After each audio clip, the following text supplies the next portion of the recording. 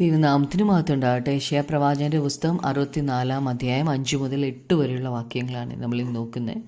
5-ാം വാക്യത്തിൽ, സന്തോഷിച്ച് നീതി പ്രവർത്തിക്കുന്നവരെ നീ എതിരേൽക്കുന്നു, അവർ നിന്റെ വഴികളിൽ നിന്നെ ഓർക്കുന്നു. നീ കോപിച്ചപ്പോൾ ഞങ്ങൾ പാപത്തിൽ അകപ്പെട്ടു, ഇതിൽ ഞങ്ങൾ ബഹുകാലം കഴിച്ചു, ഞങ്ങൾക്ക് രക്ഷയുണ്ടാകുമോ? ഇവരുടെ സന്തോഷത്തിൻ്റെ കാരണം അവർ നീതി പ്രവർത്തിക്കുന്നവരായിരുന്നത് കൊണ്ടാണ്.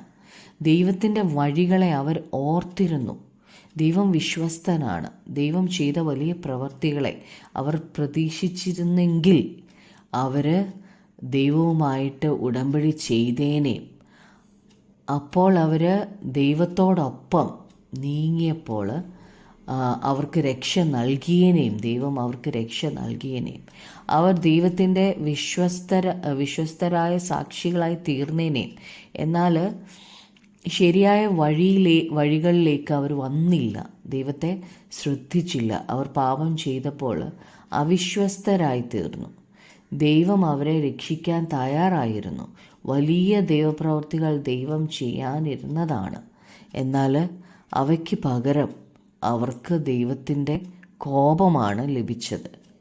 അതുകൊണ്ട് അവർ രക്ഷ പ്രാപിക്കുമോ എന്നാണ് അവർ ചോദിക്കുന്നത്.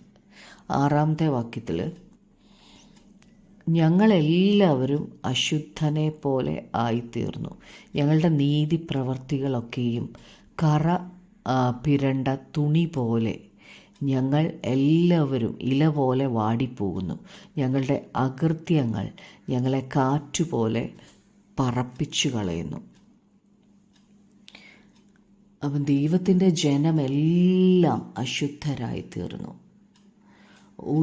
ഒരാൾ പോലും നീതിമാനില്ല, എല്ലാവരും അശുദ്ധരായിത്തീർന്നു. അപ്പോൾ അവർ ചെയ്യുന്ന നീതി പ്രവൃത്തികൾ ഒരു കറ പുരണ്ട തുണി പോലെ ആയിത്തീർന്നു. അതുപോലെയുള്ളൂ. നമ്മൾ ആദമ്യ പാപത്തിലാണ് ജനിച്ചത്. അപ്പോൾ അതുകൊണ്ട് നമ്മൾ ചെയ്യുന്ന എല്ലാ നീതി പ്രവൃത്തികളും കർത്താവ് നോക്കുമ്പോൾ കറ പുരണ്ട തുണി പോലെയാണ്. പിന്നെ അത് ഉപയോഗിക്കാൻ പറ്റത്തില്ല.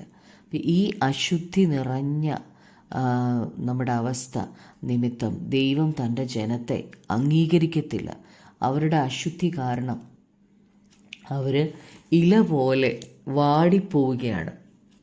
അവരുടെ അകൃത്യങ്ങൾ കാരണം അവ കാറ്റുപോലെ പറപ്പിക്കുകയാണ്. ദൈവം ആഗ്രഹിക്കുന്നത് പോലെ അവർ വിശ്വാസത്തിൽ നിലനിൽക്കുന്നില്ല. എന്നാൽ ക്രിസ്തുവിൻ്റെ രക്തം സകല പാപവും പോക്കി ശുദ്ധീകരിക്കും നമ്മെ. 7-ാമത്തെ വാക്യത്തിൽ, നിന്റെ നാമത്തെ വിളിച്ചപേക്ഷിക്കുന്നവനും നിന്നെ മുറുകെ പിടിപ്പാൻ ഉത്സാഹിക്കുന്നവനും ആരുമില്ല. നിന്റെ മുഖം ഞങ്ങൾ കാണാതെ വണ്ണം നീ മറച്ചു വെച്ചു, ഞങ്ങളുടെ അകൃത്യങ്ങൾക്ക് ഞങ്ങളെ ഏൽപ്പിച്ചിരിക്കുന്നു. ദൈവത്തോട് ആർക്കും താല്പര്യമില്ല. അവരെല്ലാം സ്വന്തം വഴികളിൽ നടക്കുകയാണ്. അവർ ദൈവത്തിൻ്റെ വിശ്വസ്തത ഓർക്കുന്നില്ല. അവർ പാപത്തിൽ തുടരുകയാണ്. അവർ ദൈവത്തിൽ നിന്ന് അകന്നു പോവുകയാണ്. പാപത്തിൽ അവരെ കാണാതെ ആവുകയാണ്. അവർ വാടിപ്പോവുകയാണ്. 8-ാമത്തെ വാക്യത്തിൽ, എങ്കിലോ യഹോവേ, നീ ഞങ്ങളുടെ പിതാവ്, ഞങ്ങൾ കളിമണ്ണും നീ ഞങ്ങളെ മെനയുന്നവനുമാകുന്നു. ഞങ്ങൾ എല്ലാവരും നിന്റെ കൈപ്പണിയത്രേ. ദൈവം നമ്മെ പണിയുന്നില്ലെങ്കിൽ നാം ദൈവത്തിന് ഒരു പ്രയോജനവുമില്ലാത്തവരാണ്.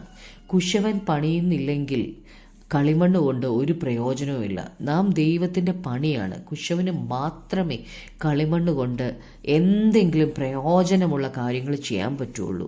നാം വിശ്വാസത്താൽ ദൈവത്തിന് സമർപ്പിച്ചിട്ട് ദൈവത്തെ നമ്മുടെ ജീവിതത്തിലേക്ക് ക്ഷണിച്ചാൽ ദൈവം ആഗ്രഹിക്കുന്ന ഒരു വ്യക്തിയാക്കി ദൈവം നമ്മെ മാറ്റും.